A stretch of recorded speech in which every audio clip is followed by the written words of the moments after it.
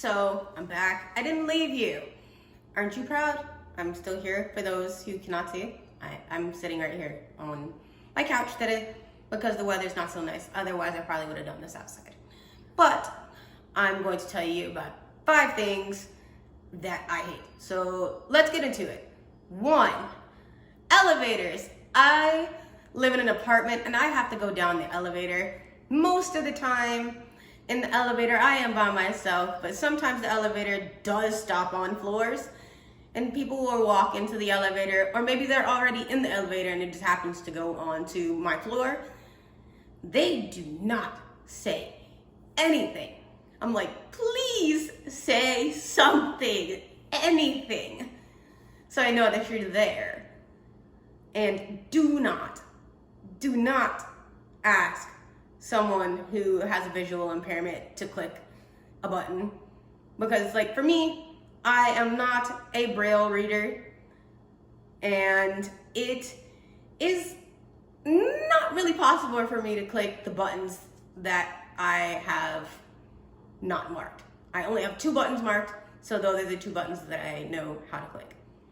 That is a huge one, and it just makes for a very awkward elevator ride. Unless you hear someone breathing, which is even worse. 2, when you are going out and traveling, people just like to just stand there and stare at me, like if I'm in the mall or going shopping or anything like that. They just stand there and stare. I'm like, I am not a circus freak show, okay? So please do not stare. Say something. I'm like, I'm not an alien. I speak, I just can't see, and that is very annoying. Okay. So, number 3 would be pay attention for those who are sighted.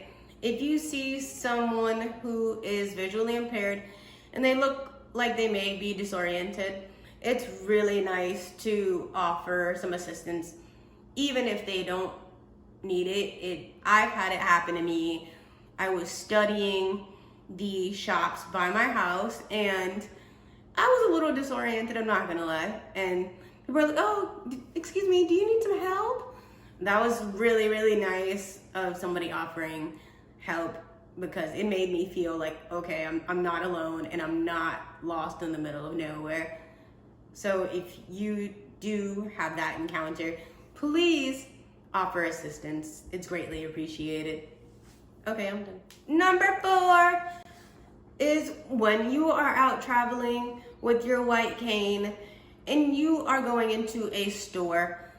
As a sighted person, you should say, hey, you are in Bath and Body Works. Is this where you wanted to go? That's really, really nice to have. I've had it done to me to let me know, hey, this is where I am. Because what if that's not where I wanted to go? That is really, really good to have. It keeps me oriented, and if that's not where I want to go, I know I need to continue to get where I want to go. So it's really nice to have that heads up, to be let know that you are at a certain location. Number 5! Yeah, I know, you guys may have been falling asleep, sorry. You're up now. So, my 5th one is I like to walk around and people have dogs. Please, I cannot put this in any other form. Large print, Braille, audio. Pick up your dog poop. I do not want to step in your dog poop. I don't know it's there. So do us all a favor and pick it up. It's not that hard. It takes 5 seconds or less to do that.